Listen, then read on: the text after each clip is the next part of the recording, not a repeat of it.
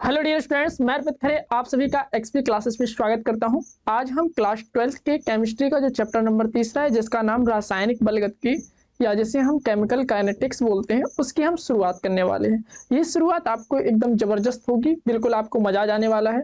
तो चलिए ज़्यादा समय न लगाते हुए हम शुरू करते हैं कि हमें इस चैप्टर में क्या क्या पढ़ना है। चलिए तो अब हम बात करते हैं इस वीडियो लेक्चर नंबर 2 की, यानी वीडियो लेक्चर नंबर 1 में हमने कहाँ तक कवर किया था। तो वीडियो लेक्चर नंबर 1 में हमने अभिक्रिया की कोटि तक हमने पढ़ लिया था कि अभिक्रिया की कोटि आपकी क्या कहलाती है। अब हम वीडियो लेक्चर नंबर जो 2 है इसकी चर्चा यहाँ पर हम कहाँ से स्टार्ट करेंगे, तो आप सुनिएगा। वहां पर हमने छोड़ा था अभिक्रिया की कोटि तक, अब हम यहाँ से उठाएंगे यहाँ पर अभिक्रिया की आणविकता। इसके अंतर्गत पढ़ेंगे कि अभिक्रिया की जो आणविकता है, आप जिसे बोलते हैं मॉलिक्यूलैरिटी ऑफ रिएक्शन, अभिक्रिया की आणविकता क्या होती है, यहाँ पर उसकी डेफिनेशन प्रॉपर तरीके से बताई जाएगी, बिल्कुल आपको मजा आ जाएगा। उसके बाद फिर अपन को पढ़ना है समाकलित वेग अभिक्रिया। समाकलित वेग अभिक्रिया का जो आपका समीकरण होता है उसके बारे में यहाँ पर चर्चा की जाएगी। उसके बाद जो आपकी जीरो ऑर्डर रिएक्शन जिसे हम शून्य कोटि की अभिक्रिया कहते हैं उसके बारे में चर्चा होगी। उसके बाद फिर आपका शून्य कोटि की अभिक्रिया खत्म होने के बाद फिर हम पढ़ेंगे कि भाई जो शून्य कोटि की अभिक्रिया है उसकी अर्ध आयु क्या होती है। उसके बाद हम पढ़ेंगे प्रथम कोटि की अभिक्रिया क्या होती है, फिर हम पढ़ेंगे प्रथम कोटि की अभिक्रिया का जो आपका अर्ध आयु है वो कैसा होता है। तो इन सभी के जो आपके व्यंजन हैं, जो आपके डेरिवेशन है, इनकी चर्चा हम इसमें करने वाले हैं। और आप एक बात का ध्यान रखिएगा कि प्रथम कोटि की अभिक्रिया और शून्य कोटि की अभिक्रिया, इनके जो आपके डेरिवेशन है, इनकी अर्धायु के डेरिवेशन है, ये पेपर में बहुत ज़्यादा आते हैं और इनकी डेफिनेशंस भी बहुत ज़्यादा आती हैं। तो आपके लिए ये वाला वीडियो लेक्चर बहुत ज़्यादा महत्वपूर्ण होने वाला है और ये वाला वीडियो लेक्चर बहुत अच्छे से समझ में आने वाला है। और ये और अच्छे से तब समझ में आएगा जब आप पहले वाला वीडियो लेक्चर देख लेंगे। और बाकी हमने केमिस्ट्री के जो वीडियो हैं वो सभी अपलोड कर दिए हैं, तो आप प्लेलिस्ट में जाकर निरंतर प्लेलिस्ट को चेक करते रहिए। तो चलिए अब हम ज्यादा समय ना लगाते हुए हम इस वीडियो लेक्चर नंबर 2 की शुरुआत करते हैं। चलिए अब हम बात करते हैं अपने अगले टॉपिक की जिसका नाम है अभिक्रिया की आणविकता। आणविकता यानी मॉलिक्यूलैरिटी और अभिक्रिया की यानी मॉलिक्यूलैरिटी ऑफ द रिएक्शन, आखिर ये क्या होता है। ठीक है, तो अगर मैं अभिक्रिया की आणविकता के बारे में बात करूं तो आप क्या कहेंगे कि प्राथमिक रिएक्शन में, है ना, प्राइमरी रिएक्शन अगर चल रही है और अगर आप वहां पर देखें तो कहेंगे कि भैया भाग लेने वाले अभिक्रियकों की जो आपकी संख्या होगी वही आपकी क्या कहलाएगी, आपकी अभिक्रिया की आणविकता। तो अपन डेफिनेशन यही है आपकी, प्राथमिक अभिक्रिया में भाग लेने वाले अभिक्रियकों या आप कह सकते हैं स्पीसीज में आप जाएगा आपका अणु, परमाणु या आयन, उनकी संख्या को हम कहते हैं उसकी आणविकता या इसी को हम कहते हैं मॉलिक्यूलैरिटी। चलिए अब हम स्टार्ट करते हैं मॉलिक्यूलैरिटी होती क्या है। तो लिखा हुआ देख लेते हैं, कितना क्लियर। तो ये है आपका प्राथमिक अभिक्रिया में भाग लेने वाले अणु, परमाणु या आयन, इसी को हम स्पीसीज कहते हैं, जब एक साथ संघट्ट करते हैं और उसके बाद रासायनिक अभिक्रिया करते हैं तो इसी को संख्या को हम क्या कहते हैं, आणविकता कहते हैं। ठीक है, अगर हम देखें तो भैया आणविकता कितने प्रकार की होती है, तो आणविकता अगर हम देखते हैं तो आणविकता भी हमारी 3 प्रकार की, यूनिमोलिकुलर, बाइमोलिकुलर और ट्राइमोलिकुलर। यूनिमोलिकुलर आणविकता का मतलब यह है कि भैया ये जो है हमारी एक अणुक आणविकता, बाइमोलिकुलर मतलब द्विअणुक आणविकता, और तीसरा है आपका ट्राइमोलिकुलर तो आपकी त्रिक अणुक आणविकता। तो तीनों के बारे में हम चर्चा करेंगे डिटेल से। तो हम बात करेंगे एक अणुक आणविकता में। तो एक अणुक आणविकता में आपका कि क्या होगा कि आपका एक ही आपका स्पीसीज रिएक्शन करेगा और उसके फलस्वरूप क्या है आपका रिएक्शन होगी, तो वह आपका क्या कहलाएगा, एक अणुक आणविकता। हम इसका उदाहरण भी ले सकते हैं सीधे सीधे। तो चलिए हम इसका उदाहरण से इसे स्पष्ट करते हैं और समझते हैं। तो लिखते हैं इसे। तो क्या बोलेंगे कि जब अभिक्रिया में केवल एक अणु, परमाणु या आयन आप कह सकते हैं वही बस हो, तो इस प्रकार की अभिक्रिया को हम बोलते हैं भाई साहब ये हमारी एक अणुक अभिक्रिया है। ठीक है, कोई दिक्कत नहीं है। अब इसका अगर हम उदाहरण देखें तो इसका उदाहरण आप लिख सकते हैं अमोनियम नाइट्राइट का अपघटन। तो यहाँ पर अगर मैं बात करूँ तो अमोनियम नाइट्राइट का सूत्र क्या होता है, NH4NO2। ठीक है, अब आप इसे गर्म करें तो आपका हो जाएगा आपका N2 और यहाँ पर आपका निकलेगा 2H2O।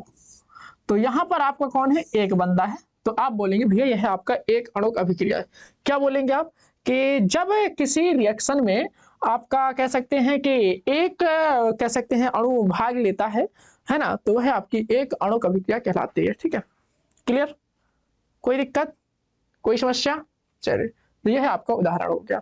यहाँ पर आप लिख सकते हैं कि जब किसी रिएक्शन में कोई एक अणु भाग लेता है तो वह आपकी क्या है, एक अणुक अभिक्रिया कहलाती है। तो क्या है कि जब किसी अभिक्रिया में केवल एक स्पीशीज संलग्न हो तो उस प्रकार की अभिक्रिया क्या कहलाती है, एक अणुक अभिक्रिया कहलाती है। इसी को हम इंग्लिश में बोलते हैं यूनिमोलिकुलर रिएक्शन। बाइमोलिकुलर रिएक्शन आप कह सकते हैं द्विअणुक अभिक्रिया क्या है, तो जब किसी अभिक्रिया में आपके दो अणु क्या है भाग ले रहे होते हैं या दो स्पीशीज भाग ले रही होती हैं तो उसे हम बोलते हैं बाइमोलिकुलर रिएक्शन। तो चलिए इसे देख लेते हैं। तो अगर हम इसका उदाहरण देखें तो इसका उदाहरण आपका हो जाएगा 2HI। तो यहाँ पर आप देख रहे हैं HI के दो अणु रिएक्शन कर रहे हैं। तो प्राथमिक अभिक्रिया में HI के दो अणु रिएक्शन करके क्या बना रहे हैं, तो यहाँ पर आप लिखेंगे H2 + I2। तो यहाँ पर आपके दो अणु यानी दो स्पीशीज आपकी रिएक्शन कर रहे हैं, तो ये हो जाएगा आपका बाइमोलिकुलर रिएक्शन। ठीक है, चलिए अब हम बात करते हैं भैया त्रिक अणुक अभिक्रिया।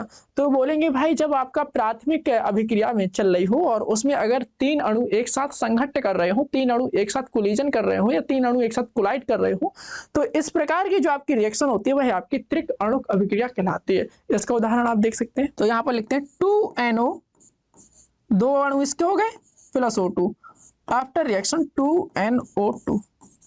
यहाँ पर आप इसका उदाहरण लिख सकते हैं। चलिए चलते हैं अपन अगले टॉपिक की तरफ। अब हम बात करने वाले हैं अपने अगले टॉपिक की, जिसका नाम है हमारा समाकलित वेग अभिक्रिया। समाकलित वेग अभिक्रिया, इसमें हम क्या क्या पढ़ने वाले हैं तो आप समझिएगा मेरी बात को। इसमें आपको पढ़ना पड़ेगा शून्य कोटि की अभिक्रिया का आपका जो समाकलन, जो आपका जैसे हम जानते थे कि भैया हम अभिक्रिया के लिए रेट ऑफ रिएक्शन निकालते थे, है ना, dR/dt करके। तो अब हमें क्या है कि डिफ्रेंसिएशन को अपन को सही करके सॉल्व करके लिखना पड़ता है। तो डिफ्रेंसिएशन को जब हम सॉल्व करते हैं तो हम करते हैं उसका इंटीग्रेशन। इंटीग्रेशन को हिंदी में बोलते हैं समाकलन। वही कहानी यहाँ पर चलेगी। आपको ये कुछ फालतू के जो शब्द आपको सुनाई दे रहे हैं, डिफ्रेंसिएशन, इंटीग्रेशन, समाकलन, अवकलन, तो मैथ वालों के लिए तो नए नहीं है ना, और बायो वालों के लिए भी नहीं है, क्योंकि क्लास 11th में फिजिक्स में आपका चैप्टर है मैथमेटिकल फिजिक्स, तो उसमें मैंने आपको बहुत डिटेल में समझाया हुआ है। तो आप वो वाला वीडियो जरूर देखिएगा। क्लास 11th मैथमेटिकल फिजिक्स नाम का टॉपिक होगा वो, तो आप वहां से आप देख सकते हैं। और अगर मैं बात करूं यहाँ पर कि समाकलित वेग अभिक्रिया ये क्या होती है, तो इसमें हम क्या करते हैं कि जो हमने अभी पढ़ा था, हमने क्या पढ़ रखा था, हमने ये पढ़ रखा था कि जो आपका वेग होता है वह आपका dR/dt टाइप का होता है, या dR/dt या dP/dt, है ना, -dR/dt जैसे बोलते हैं, जो कि आपका dP/dt के बराबर होता है। अगर हम इसे अच्छे से सॉल्व करने का प्रयास करें या हम इसे अच्छे से सॉल्व करते हैं तो वह है आपका, यह एक डिफरेंशियल इक्वेशन है। आप जब डिफरेंशियल इक्वेशन को सॉल्व करते हैं तो वह उसका समाकलन रूप होता है और समाकलन के माध्यम से ही सॉल्व होती है। तो जब हम समाकलन के माध्यम से सॉल्व करते हैं तो वह आपका कहलाता है इंटीग्रेटेड रेट रिएक्शन, या जैसे हम बोलते हैं समाकलित वेग अभिक्रिया। चलिए इसे स्टार्ट करते हैं। ठीक है, चलिए तो इसके अंतर्गत हमको पढ़ना क्या क्या पड़ेगा, तो इसके अंतर्गत हमें पढ़ना पड़ेगा शून्य कोटि अभिक्रिया में क्या चल रहा है ना। फिर अपन पढ़ेंगे भाई कि जो आपका कह सकते हैं कि शून्य कोटि की अभिक्रिया हो गई, और उसके बाद हम पढ़ेंगे कि भाई जो आपका शून्य कोटि की अभिक्रिया का ग्राफ कैसा होता है। फिर हम पढ़ेंगे कि शून्य कोटि की जो अभिक्रिया होती है उसका जो आपका वेग स्थिरांक क्या होता है। तो इन सब चीज़ों को बहुत डिटेल में पढ़ने वाले हैं, बहुत डिटेल में सोचने वाले हैं। तो शून्य कोटि की अभिक्रिया का ग्राफ अगर हम देखें तो उसका ग्राफ कुछ इस तरह से होता है, और अभी हम ये बना के भी देखेंगे भैया इसका ग्राफ इस तरह से कैसे बनता है। चलिए तो हम बात करते हैं शून्य कोटि की अभिक्रिया की। तो शून्य कोटि की अभिक्रिया क्या होती है, तो शून्य कोटि की अभिक्रिया वे अभिक्रियाएं होती हैं जिनमें जो है आप कह सकते हैं कि रेट ऑफ रिएक्शन जो है आपका अभिकर्मक के जो आपका कह सकते हैं जो रिएक्टेंट होता है उसकी सांद्रता पर डिपेंड नहीं करता, इसीलिए उसे क्या कहते हैं, हम शून्य कोटि की रिएक्शन कहते हैं, है ना। पढ़ा था हमने जब हम कह सकते हैं कि ऑर्डर ऑफ रिएक्शन या अभिक्रिया की कोटि पढ़ रहे थे। तो क्या पढ़ा था हमने, ये पढ़ा था कि ऐसी रिएक्शंस या ऐसी अभिक्रियाएं जिनकी कह सकते हैं कि रेट ऑफ रिएक्शन जो है आपका अभिक्रिया की सांद्रता पर निर्भर नहीं करती थी, तो वह आपकी शून्य कोटि की अभिक्रिया कहलाती थी। तो अब हम बात करते हैं शून्य कोटि की अभिक्रिया के बारे में। तो शून्य कोटि की अभिक्रिया के बारे में हम थोड़ा सा लिखेंगे यहाँ पर, और उसके बाद हम आगे इसे जो है इसका जो ग्राफ है और इसका जो आपका कह सकते हैं कि समाकलित आप कह सकते हैं वेग अभिक्रिया, उसे हम डिराइव करके देखेंगे। यहाँ पर देखेंगे तो यहाँ पर लिखेंगे शून्य कोटि की अभिक्रियाएं वे अभिक्रियाएं होती हैं। तो शून्य कोटि की अभिक्रिया आपकी कुछ इस तरह से है, ये आपका रिएक्टेंट है, ये आपका प्रोडक्ट है। ठीक है, मान लेते हैं कि जब हमारा समय आपका 0 था, सुनना अच्छे से, मान लेते हैं जब हमारा समय 0 था तो रिएक्टेंट की जो सांद्रता थी वो आपकी R0 थी। ओके, और जब हमारा समय t हुआ तो अब हमारी रिएक्टेंट की सांद्रता R हो गई। ठीक है, ऐसा मान लेते हैं। ठीक है, क्लियर इतना, कोई दिक्कत, कोई समस्या। चलिए अगर अब हम शून्य कोटि की अभिक्रिया के वेग का समीकरण देखें तो यहां पर लिखते हैं शून्य कोटि की अभिक्रिया के वेग का समीकरण। शून्य कोटि की अभिक्रिया के वेग का समीकरण, अभिक्रिया के वेग का समीकरण। तो क्या पढ़ा था हमने वेग के बारे में कि भैया जो इसका D R over D T होता है ना, माइनस में लिख लेना, यह आपका होता है के टाइम्स ऑफ इसकी सांद्रता किस तरह से, है ना। कोई दिक्कत नहीं है, कोई समस्या नहीं है समस्या है दिक्कत। अब ये जो लिखा है इसको समझना क्या है ना। तो यहाँ पर आप देखिए, हम शून्य कोटि की अभिक्रिया की बात कर रहे थे। शून्य कोटि की अभिक्रिया की अगर हम वेग स्थिरांक की अगर मैं बात करूं, सॉरी वेग के व्यंजक की बात करूं या वेग का समीकरण अगर मैं बात करूं, तो वो कैसे आएगा। तो वो आएगा, हम जानते हैं भैया वेग क्या होता है, हम जानते हैं भैया वेग जो होता है आपका वो होता है माइनस डी ऑफ अभिक्रिया की सांद्रता बटे टी। यही तो होता है अभिक्रिया की सांद्रता, सांद्रता का तो चिन्ह ही लगा है ना, अभिक्रिया की सांद्रता बटे टी। तो वेग आपका कुछ ऐसे निकाल सकते हैं आप, ठीक है। क्लियर इतना, कोई डाउट कोई समस्या? तो कोई समस्या नहीं। चलिए, अब माइनस क्यों लगा है, तो क्योंकि हम यहाँ पर माइनस लगाते थे, है ना। अरे हम जब रेट ऑफ रिएक्शन पढ़ रहे तब इसे पढ़ा था। चलिए अब देखिए यहाँ पर किसी की घात अगर 0 है तो उसकी जो वैल्यू होती है वो होती है कितनी, 1। तो यहाँ पर आप लिखेंगे माइनस डी आर बटे डी टी इक्वल टू के। अब आप क्रॉस मल्टीप्लाई कराएंगे तो माइनस डी आर बराबर के डी टी। ओके, माइनस वहां आप भेज सकते हैं तो यहां पे हो जाएगा डी आर बराबर माइनस के डी टी। ओके, ठीक है। यहां पर लिखेंगे दोनों पक्षों का समाकलन करने पर। देखो मैं बताऊं, मैथ वाले तो वैसे जानता हूँ, बायो वालों को बता दूं, जब यहाँ पर डी टाइप के लोग लगे होते हैं तो हम ये जो है हमारी एक अवकल समीकरण है, ठीक है। यह आपकी एक डिफरेंशियल इक्वेशन है और डिफरेंशियल इक्वेशन को सॉल्व करने के लिए हमको करना पड़ता है इंटीग्रेशन। यानी यह एक अवकल समीकरण है और अवकल समीकरण को हल करने के लिए हमको समाकलन का उपयोग करना पड़ता है। तो यहाँ पर लिखेंगे दोनों पक्षों का समाकलन करने पर, तो ये हो जाएगा आपका समाकलन डी आर इक्वल टू समाकलन के डी टी। तो के आपका कह सकते हैं कि भाई वो आपका जानते हैं कि वेग स्थिरांक था, तो इसे आप बाहर निकाल लो तो ये हो जाएगा आपका।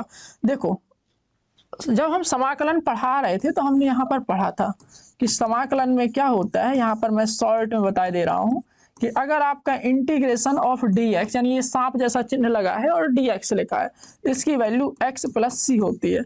अगर मान लो यहाँ पर डी वाई लिखा है तो इसकी वैल्यू वाई प्लस सी। सी क्या है, एक नियतांक है, नियतांक है, क्या है, नियतांक, नियतांक। समझ गए बात को? नहीं समझे तो भी आप समझ लो ऐसे, ठीक है। अगर मान लो डी के साथ मान लो अपना टी लगा है तो इसकी वैल्यू टी होगी, है ना। कुल मिला के आपको डी हटाना होता है। मान लो डी के साथ ये लगा है तो इसकी वैल्यू क्या होगी, ये। चलो एक दिन मैं सेपरेट वीडियो लाऊंगा जो आपके लिए समाकलन, अवकलन और लॉगरिथमिक फंक्शन, वो सभी चीजों के लिए बहुत ज्यादा इंपॉर्टेंट होगा। तो उसमें आप समाकलन, अवकलन और आप लॉग बड़े ही डिटेल में सिखा दूंगा मैं आपको। मजा आ जाएगा आपको, केमिस्ट्री और फिजिक्स में काम चल जाएगा आपका उतने में। तो अगर मैं इसे देखूं तो ये आपका हो जाएगा आर और ये हो जाएगा आपका माइनस के टी प्लस सी, है ना। अगर हम इसे देखें तो ये आपका एक्चुअली यही लिखा है ना, माइनस के इंटीग्रेशन डी टी। तो अपन ने ऐसे लिख लिया, ठीक है। तो इसे समीकरण 1 मान लो, ये हमारा समीकरण 1। यहां पर लिखेंगे प्रारंभ में क्या कहानी थी, तो यहां पर लिखेंगे प्रारंभ में, प्रारंभ में। तो अगर हम प्रारंभ में देखते हैं तो जब हमारा t बराबर 0 था तब हमारा जो ये था सांद्रता वो आपकी आर नॉट थी। ओके, तो यहां पर लिखते हैं आर नॉट बराबर माइनस के इंटू 0 प्लस सी। तो अगर हम सी की वैल्यू की बात करें तो वो आया हमारा आर नॉट की सांद्रता, तो वो आपकी कुछ इस तरह से आई। ओके, यानी ये आपकी प्रारंभिक सांद्रता है। कोई दिक्कत? कोई दिक्कत नहीं। अब आप सी की वैल्यू रखेंगे तो यहाँ पर लिखेंगे सी का मान समीकरण 1 में रखने पर। जब आप सी का मान समीकरण 1 में रखेंगे तो यू विल गेट आर बराबर माइनस के टी और सी की वैल्यू है आर नॉट। तो यहां पर आप लिखिए आर नॉट, के टी को यहां लाइए। तो के टी बराबर अगर हम देखें तो ये हो जाएगा आपका आर नॉट माइनस आर ये आ जाएगा। अगर हम यहाँ से के की वैल्यू की बात करें तो ये हो जाएगा आपका आर नॉट माइनस आर बटे टी।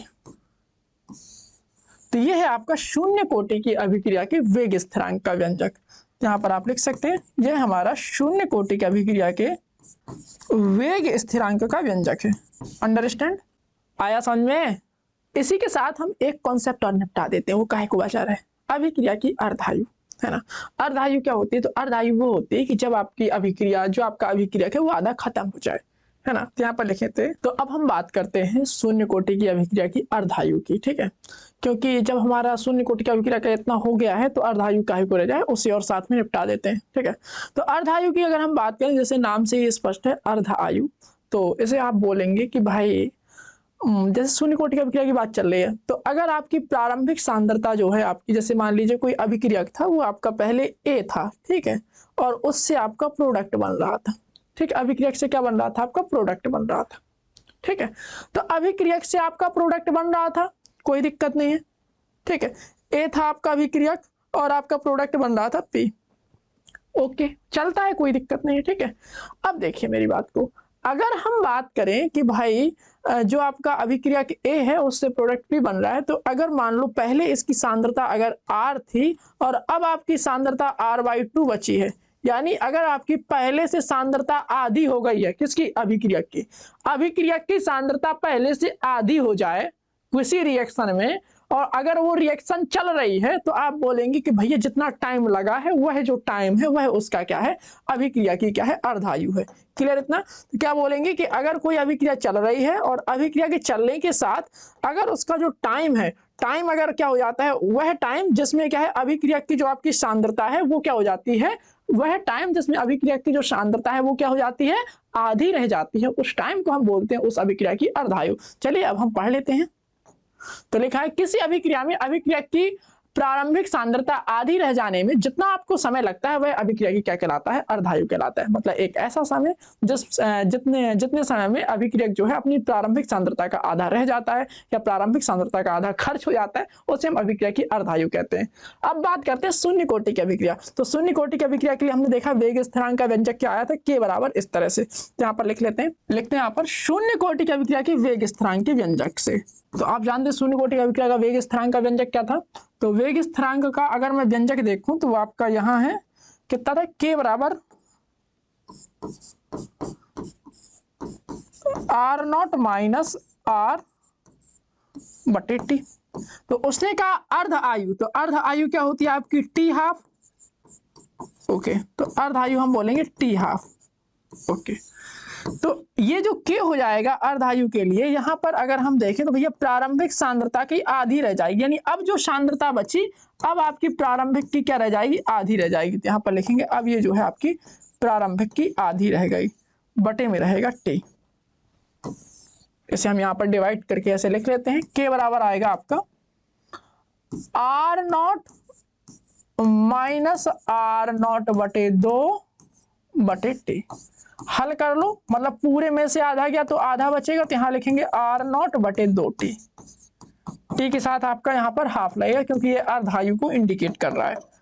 तो अगर आपसे पूछ लेता है कभी कभार ना, कभी कभार तो पूछता है कि भाई उसका जो आपका अर्धायु का सूत्र बताओ, तो कुछ इस तरह से होता है। यानी टी हाफ की अगर हम बात करें तो वो होता है आपका आर नॉट बटे 2 के। कोई दिक्कत, कोई समस्या, कोई तकलीफ नहीं होनी चाहिए। चलिए अब हम बात करते हैं प्रथम जो आपकी शून्य कोटि की अभिक्रिया थी के वेग स्थिरांक का मात्रक। तो अगर हम शून्य कोटि की अभिक्रिया के वेग स्थिरांक के मात्रक को देखें तो भैया शून्य कोटि की अभिक्रिया का जो वेग स्थिरांक था वो इस तरह से था, ऊपर सांद्रता नीचे टाइम। सांद्रता का मात्रक मोल प्रति लीटर, तो मोल प्रति लीटर, टाइम का मात्रक सेकंड, तो ये हो जाएगा आपका मात्रक, तो मोल प्रति लीटर प्रति second. Moving to next part, तो ये आपका शून्य कोटि की अभिक्रिया के बारे में था। अब हम बात करते हैं प्रथम कोटि की अभिक्रिया के बारे में। हेडिंग बनाइए प्रथम कोटि की अभिक्रिया, उसका भी समाकल रूप देखेंगे। तो इसमें क्या होता है कि आपका जो वेग होता है वह आपका रिएक्टेंट की सांद्रता के सिंगल घात के समानुपाती होता है। है ना, आपको केवल प्रथम कोटि की अभिक्रिया तक ही पढ़ना है, यही आपके कोर्स में है, तो इस बात को आपको ध्यान रखना है। ठीक है, तो अब हम बात करते हैं प्रथम कोटि की अभिक्रिया। तो प्रथम कोटि की अभिक्रिया क्या होती है कि यह इस प्रकार की अभिक्रिया होती है जिसमें आपका कह सकते हैं कि जो आपका अभिक्रिया का वेग होता है वह आपका रिएक्टेंट की सांद्रता के प्रथम घात के समानुपाती होता है। यानी अभिक्रिया की वेग जो होता है वह अभिक्रियक के सांद्रता के प्रथम घात के समानुपाती होता है। यह आपकी प्रथम कोटि की अभिक्रिया की परिभाषा है। अब हम इसी के बारे में डिटेल में एनालिसिस करेंगे कि इसका समाकलन रूप कैसा होता है, फिर इसकी अर्धायु के बारे में चर्चा करेंगे बस। ठीक है, फिर इसका वेग स्थिरांक का मात्रक देख लेंगे। चलिए स्टार्ट करते हैं। तो ये हमारा लिखा हुआ है कि प्रथम कोटि की अभिक्रिया में क्या होता है कि अभिक्रियक का जो वेग होता है अभिक्रियक की सांद्रता के प्रथम घातांक के समानुपाती होता है। हमने इसके लिए एक रिएक्शन को कंसीडर किया। मान लेते हैं कि भैया हमारा t = 0 पर इसकी सांद्रता आपकी r0 थी, और एक आपका समय जो है हमारा t पर अगर हम देख रहे हैं तो इसकी जो सांद्रता है वो हमारा कितनी है, r हो गई है। ठीक है, कोई दिक्कत नहीं है, ये हमारी एक रिएक्शन है, हमने मान ली है। तो अगर हम देखें यहाँ पर, तो यहाँ पर लिखेंगे प्रथम कोटि अभिक्रिया से, प्रथम कोटि की अभिक्रिया के वेग समीकरण से। तो अगर हम इसका वेग समीकरण देखें तो वो क्या होगा, तो वो होता है आपका dr/dt, यहाँ पर रहेगा माइनस आपका और इक्वल टू द k, और सांद्रता रहेगी आपकी इसकी। ठीक है, कोई समस्या नहीं होनी चाहिए भाई, देख लो आप अच्छे से। ठीक है, अब हम इसे थोड़ा हल करने का प्रयास करेंगे। तो हो जाएगा आपका dr और नीचे आएगा ये वाला व्यक्ति r, और इसे आप माइनस को भेज दो यहाँ पर, तो हो जाएगा आपका -k/dt। ठीक है, अब इसको हमें क्या करना पड़ेगा, इसको करना पड़ेगा समाकलित, तब जाके हमारा क्या है थोड़ा अच्छा सा दिखेगा। तो यहाँ पर लिखेंगे दोनों पक्षों का समाकलन करने पर। समाकलन को इंग्लिश में बोलते हैं इंटीग्रेशन। समाकलन अभी मैं आपको पढ़ाऊंगा, आप चिंता नहीं करना, मजा आ जाएगा आपको समाकलन करने पर। समाकलन में क्या होता है आपको कि मैं आपको केवल उतना पढ़ाऊंगा जितने में आपको फिजिक्स का और केमिस्ट्री का काम चल जाए। ठीक है, एक वीडियो लेक्चर हम समाकलन और अवकलन और जितना भी आपका मैथमेटिकल पोर्शन है फिजिक्स और केमिस्ट्री में काम आने वाला है, एक वीडियो के अंतर्गत हम उतना करा देंगे। आप उसे देख लीजिएगा, आपका जो है फिजिक्स पूरा हो जाएगा, और केमिस्ट्री का पूरा जो मैथमेटिकल जो वर्ड है वो आपको जो परेशान कर रहे हैं, समाकलन क्या होता है, अवकलन क्या होता है, घात क्या होती है, लॉग क्या होता है, लॉग कैसे निकालते हैं, एंटी लॉग कैसे निकालते हैं, इन सब के ऊपर एक वीडियो जरूर बनाएंगे हम। ठीक है, चलिए अब हम चर्चा करते हैं। जब हम इसका समाकलन करेंगे तो ये हो जाएगा हमारा इस तरह से, इंटीग्रेशन ऑफ dr/d ये वाला r equal to the integration of -k/dt। Okay, देखो समाकलन के बारे में एक ये फैक्ट, एक सूत्र होता है dx/x, इसकी वैल्यू होती है log x + c। Okay, log ex होता है ना, अगर आप इसे log ex नहीं लिखना चाहते तो आप इसे ln x करके लिख सकते हैं। dt/t इसको होता है आपका log et + c। अगर मान लो dy/y लिखा है तो इसकी वैल्यू होती है log ey + c। कहने का तात्पर्य ये है भाई साहब कि अगर यहाँ पर dr/r लिखा होगा तो ये हो जाएगा आपका log er + c। अंडरस्टैंड, तो अंडरस्टैंड यहाँ पर लिखेंगे log er, और ये हो जाएगा आपका -kt, और ये हो जाएगा आपका c। ठीक है, आपको d हटा देना है अकेला सिंगल से, मैंने आपको बताया था, ये आपके फॉर्मूले। ठीक है, क्लियर इतना? चलो, तो ये है आपका। अब लेकिन समस्या ये कि यहाँ पर आपका c नियतांक आ गया। अब नियतांक तो हटाना पड़ेगा। तो यहाँ पर लिखेंगे भैया इनिशियल में क्या चल रहा था, तो यहाँ पर लिखेंगे फ्रॉम स्टार्टिंग पॉइंट, यहाँ पर लिखेंगे स्टार्टिंग में यानी शुरुआत में। तो स्टार्टिंग में अगर हम देखें भाई साहब क्या चल रहा था, तो वो आप देख सकते हैं कि जब हमारा टाइम 0 था, यानी t जब हमारा 0 था, तो हमारा जो सांद्रता थी वो कितनी थी आपकी, वो आपकी थी r0, इस तरह से। ओके, तो इसे आप रख दीजिए। तो यहाँ पर हो जाएगा आपका log e r0 equal to the -kt + c। t की वैल्यू 0 है, तो इसकी अगर हम c की बात करें तो ये आया आपका log e r0 = c। c की वैल्यू उठा के आप समीकरण 1 पर रख दीजिए। नेक्स्ट पेज में करेंगे, तो यहाँ पर लिखेंगे c का मान समीकरण 1 में रखने पर, रखते हैं c का मान समीकरण 1 में। तो ये हो जाएगा आपका log e r = -kt plus log e R not. ऐसा करते हैं KT को यहां ले जाते हैं, तो KT बराबर ये हो जाएगा आपका log e R not minus log e R. अरे भाई भाई भाई भाई इसे थोड़ा सही करो। हाँ देखो, प्राचीन काल में हमने लॉग भी पढ़ा था, तो लॉग आप देखो, लॉग के रूल, तो लॉग के लिए हम देखो बता चुके हैं भैया, आपका अगर log E M minus log E N type का लिखा हो तो इसकी वैल्यू होती है log ई एम बटे एन। अगर आपका कहीं ऐसा लिखा हो कि भाई इस तरह से लिखा हो आपका log ई एम की पावर n लिखा हो तो इसका मान होता है n log m। मान लो ऐसा नहीं लिखा, मान लो ऐसा लिखा है log m plus log n, तो इसकी वैल्यू होती है आपकी log m n। ध्यान रखेंगे 3 फॉर्मूले है ना, तो आपके लिए यही आपके लिए मजेदार सिद्ध होंगे। तो यहाँ पर आप देखेंगे तो ये आपका log m minus log n type का लिखा है, तो ये KT बराबर ये हो जाएगा आपका log e आर नॉट बटे और। ओके ठीक है। प्राचीन काल में एक चीज और पढ़ी थी कि log बेस e, अगर यहाँ पर कुछ लिखा है, मान लो x लिखा है, इसकी वैल्यू होती है 2.303 log बेस 10, और ये जो जैसा लिखा है वैसा सेम। तो इसे अगर हम सही से देखें तो भाई साहब ये आपका कुछ ऐसे लिखा है 2.303 log बेस 10 आर नॉट बटे आर। तो ये है आपका प्रथम कोटि की अभिक्रिया का समीकरण, अवकल वाला, सॉरी समाकलन वाला। चलो ठीक है। अब इसके लिए अगर हम वेग स्थिरांक के लिए देखें तो यहाँ पर लिखते हैं प्रथम कोटि की अभिक्रिया का, याद कर लेना आता बहुत है पेपर में डिराइव करने के लिए, प्रथम कोटि की अभिक्रिया का वेग स्थिरांक का। एक बात तो आप ध्यान दे लो कि मैथ जो आपकी है केमिस्ट्री में वो आपकी बढ़िया रहेगी, जो आपका मैथमेटिकल पोर्शन जैसे आप डेरिवेशन वाला है ना, उसमें आप टेंशन लेने की बात ही नहीं है। ठीक है, देखिए यहाँ पर ये इतना क्लियर। अब देखो, अगर हम यहाँ पर वेग स्थिरांक के लिए बात करें तो ये हो जाएगा आपका k, ये हो जाएगा आपका 2.303 है ना log बेस 10, और ये हो जाएगा आपका आर नॉट, ये हो जाएगा आपका r, नीचे आ जाएगा आपका t।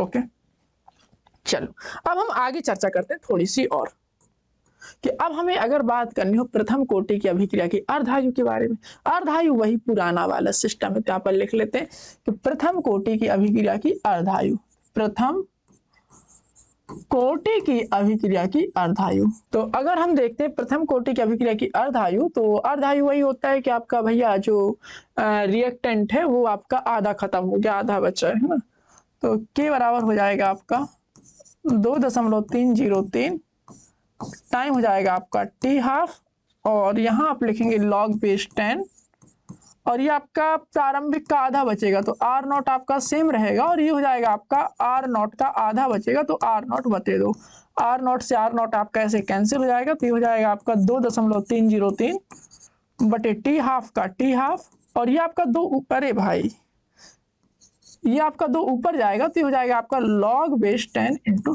log base 10 2। चलिए, प्राचीन काल में एक लॉग टेबल आती थी है ना क्लास 9-10 में, मैं आपको लॉग टेबल से लॉग देखना भी सिखाऊंगा, और कुछ चीजें आप याद कर लीजिए कि log बेस 10 2 की वैल्यू होती है 0.3010, log बेस 10 3 की वैल्यू होती है 0.4771। 2 चीजें आप याद कर लीजिए है ना। चलो, इसकी वैल्यू अगर आप रखेंगे तो ये हो जाएगा आपका 2.303 बटे टी हाफ, और ये हो जाएगा आपका 0.3010। गुणा कराइएगा इसका, तो हमने इसका गुणा कराया तो यह हमारा 0.6932 लिखना हो इतना लिख लिया करो, नहीं 0.693 लिख लिया करो, पर्याप्त। ये ओके, तो ये है आपका प्रथम कोटि की अभिक्रिया के अर्ध आयु और आप कह सकते हैं वेग स्थिरांक में संबंध। तो इसे मैं ऐसे लिख सकता हूं, क्या है ये, तो यहाँ पर आप लिख सकते हैं प्रथम कोटि की अभिक्रिया के, पूछ लेता है ध्यान रखिएगा ठीक है, मजाक में ना लेना, अभिक्रिया के अर्ध आयु एवं वेग स्थिरांक में संबंध। अब आपसे पूछ सकता है कि भाई प्रथम कोटि की जो आपकी अभिक्रिया है उसके वेग स्थिरांक का मात्रक क्या होता है। तो यहाँ पर आप देखेंगे कि ये जो है आपका टी पर डिपेंड कर रहा है, और ये जो आपका टी है, ये जो आपका टी है उसको अगर हम अच्छे से देखें तो भाई साहब इसका मात्रक सेकंड होता है। तो एक पॉइंट अगर मैं बात करूं तो यहाँ से एक पॉइंट निकल के ये आता है कि प्रथम कोटि की अभिक्रिया का जो आपका कह सकते हैं कि वेग स्थिरांक होता है वह आपका सांद्रता पर निर्भर नहीं करता अभिक्रिया की। यहाँ पर लिखेंगे प्रथम कोटि की अभिक्रिया का वेग स्थिरांक अभिक्रिया की सांद्रता पर निर्भर नहीं करता है। Understand, better understand. क्लियर इतना? चलिए अगर हम यहाँ पर मात्रक देखें तो यहाँ पर आप लिख सकते हैं प्रथम कोटि के अभिक्रिया के वेग स्थिरांक का मात्रक सेकंड इनवर्स होगा, सेकंड इनवर्स होता है। एक फैक्ट इसका इंपॉर्टेंट है। तो ये आपके दो फैक्ट हैं जो अपन ने पीछे से देख के निकाले हैं। यहाँ पर आप देखिए, अगर हम देखें यहाँ पर प्रथम कोटि की अभिक्रिया के वेग स्थिरांक और आप कह सकते हैं कि अर्धायु के बीच संबंध, तो आप देख सकते हैं कि जो अर्धायु है उसमें आपका क्या है, आपका जो देख सकते हैं कि यहाँ पर अर्धायु में यहाँ पर आपका और कहीं सांद्रता का जिक्र नहीं किया गया है। तो जब जिक्र नहीं किया गया है सांद्रता का तो हम क्या बोलेंगे कि प्रथम कोटि की जो अभिक्रिया का जो आपका अर्धायु होता है वह सांद्रता के ऊपर डिपेंड नहीं करता है, इंडिपेंडेंट रहता है। और पीछे आप चलते हैं तो यहाँ पर आप देखते हैं शून्य कोटि की अभिक्रिया के बारे में। तो शून्य कोटि की अभिक्रिया की जो आपकी सांद्रता होती है वह आपकी वेग स्थिरांक जो होता है वो सांद्रता पर डिपेंड करता है। और कैसे डिपेंड करता है, तो वह आपका कैसे होता है, वह इसके समानुपाती होता है। जो अर्धायु होता है समानुपाती होता है आपका सांद्रता के प्रथम कोटि की अभिक्रिया के। तो वही दोनों चीजें अपन ने लिख रखी, कोई दिक्कत की उसमें बात नहीं है। अब हम आगे चलते हैं। आगे अब हम बात करते हैं कि इसी के ऊपर बेस्ड एक सुंदर सा प्रश्न लेने की। जब हम प्रश्न ले लेंगे तो हमारे कॉन्सेप्ट होंगे क्रिस्टल क्लियर। तो चलिए अब हम स्टार्ट करते हैं क्वेश्चन से। तो अब हम इस क्वेश्चन को देखते हैं कि प्रथम कोटि की अभिक्रिया में 99.9% अभिक्रिया पूर्ण हो जाने पर जो आपका समय लगता है वह आपका अर्धायु का 10 गुना होता है। चलिए, बहुत क्वेश्चन आया है, ये बहुत बार आया है आपकी बोर्ड परीक्षा में, देख लीजिए इसे। ठीक है, तो चलिए देखते हैं इसे। तो प्रथम कोटि की अभिक्रिया का अगर हम वेग स्थिरांक का सूत्र देखें तो यहाँ पर लिखते हैं प्रथम कोटि की अभिक्रिया का वेग स्थिरांक। क्या होता है आपका अभिक्रिया का वेग स्थिरांक प्रथम कोटि की अभिक्रिया की? तो हमने देखा था कि K बराबर होता है आपका 2.303 बटे टी लॉग बेस 10 R0 बटे R, यही होता है, कोई दिक्कत नहीं है। अब वो कह रहा है कि प्रारंभिक सांद्रता का 99.9% पूर्ण हो चुका है। यहां पर लिख लो माना करके करेंगे कि भाई प्रारंभिक सांद्रता हमने मान ली कि इसकी x है। ओके, अब वो कह रहा है कि 99.9% तो पूर्ण हो ही चुकी है। तो इसका मतलब यह है कि 99.9% अगर हम देखें तो इसकी जो अगर हम R देखें तो वो आपका 99.9% तो आपका खत्म हो ही चुका है। तो इसके बटे 100 अब आ गया होगा समझ में। तो अब हम देखें तो हो जाएगा आपका 100x माइनस 99.9x अपॉन 100। देखो इसका मतलब होता है 99.9%। तो जाएगा आपका 0.1 आएगा भाई, हाँ, x अपॉन 100। ओके, तो ये आया आपका। ओके, चलो दशमलव हटाई बिंदी बढ़ाई तो ये आया आपका x बटे 1000। ओके, कोई दिक्कत नहीं। चलो ठीक है, अब हम यहाँ पे वैल्यू रखेंगे। तो जो आपका k होगा वो होगा आपका 2.303 बटे टी। ओके, यहाँ पर अगर हम बात करते हैं तो यहाँ पर लिख लेते हैं, यहाँ पर टी समय है और यहाँ पर अगर हम बात करें तो कौन सा समय है कि 99.9% अभिक्रिया पूर्ण हो जाने का समय है। अभिक्रिया पूर्ण हो जाने का समय। Okay clear. चलिए अब हम देखते हैं, यहां पर आएगा लॉग बेस 10 तो लिख लो, और R0 का आपका R0 यानी R0 की वैल्यू x मानी थी तो x लिख लो, और R तो x बटे 1000 लिख लो। सब घर का काम है, टेंशन नहीं लेना अपन को। ठीक, तो इस x से ये वाला x कैंसिल, 303 ये हो जाएगा आपका log बेस 10 और ये आपका 1000 ऊपर जाएगा तो 1000 आपका कुछ ऐसे दिखेगा 2.303। ये जो आपका टी देख रहे हैं तो टी आपका है अभिक्रिया का 99.9% पूर्ण हो जाने का समय है ना। 3 आप बाहर निकालिए। क्लियर इतना? चलो हम प्राचीन काल में पढ़ चुके थे। अरे ये जो सूत्र है ये लॉग का सूत्र है। चलो मैं यहाँ पर लॉग के सूत्र को ही दिखाई दे रहा हूँ। लॉग की प्रॉपर्टी, लॉग का सूत्र यहाँ पर लिख लो है ना, स्टार लगा के कि भाई लॉग इसकी बेस इस तरह से हो तो ये होता है 3 log 10 और अगर ये दोनों सेम होते तो इसकी वैल्यू 1 होती है तो हो जाएगा आपका 3। ठीक है, चलो तो ये अगर हम देखें तो के आया हमारा 2.303 इंटू 3 बटे टी। ओके, अब हम बात करते हैं भाई साहब किसकी, कि अर्ध आयु की। तो यहां पर लिखते हैं प्रथम कोटि की अभिक्रिया की अर्ध आयु। प्रथम कोटि के अभिक्रिया की अर्ध आयु, तो वो भी हमने पढ़ा था। क्या पढ़ा था? के बराबर होता है आपका 2.303 बटे टी हाफ और ये था आपका log 2, ऐसे ही कुछ था ना। चलो के से के को रिप्लेस कर देते हैं अगले स्टेप में। तो यहां पर आप देखेंगे कि ये जो आपका के है और ये आपका के है, दोनों आपके के हैं तो के की वैल्यू आपकी बराबर होगी। तो यहां पर आप के की वैल्यू बराबर कर सकते हैं। तो इस साइड है आपका 2.303, समीकरण मान लेते हैं। यहां पर आप समीकरण 1 दे दो इसका नाम और यहां पर आप समीकरण 2 दे दो।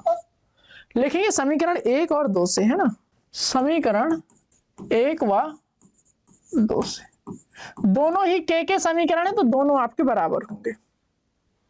2.303, अरे भाई कहां गया, 2.303 गुणे 3 बटे टी, तो 2.303 गुणे 3 बटे क्या है भाई टी। ये आपका है ये वाला और यहां है आपका 2.303 गुणे log base 10 2 upon T half. ठीक है, इससे ये कैंसिल 3 बटे टी। log 2 के बारे में मैंने बताया था 0.3010 होता है टी हाफ। चलो अगर मैं यहां से टी की वैल्यू निकालना चाहूं तो टी आपका हो जाएगा 3 इंटू टी हाफ बटे 0.30। 3 नियर अबाउट 0.3 ही मान लेंगे तो ये हो जाएगा आपका टी हाफ और इसे आप 0.3 ही लिख लो, दशमलव हटाई बिंदी बढ़ाई इस तरह से कट जाएगा तो ये आपका आएगा टी बराबर 10 इंटू टी हाफ। ठीक है, अरे मान लो भाई बिल्कुल छोटा सा है। ठीक है, तो क्या लिखेंगे कि जो आपका समय आया वो आया आपका 10 गुना ऑफ अर्ध आयु के। यही अपने को क्या करना था, प्रूव करना था।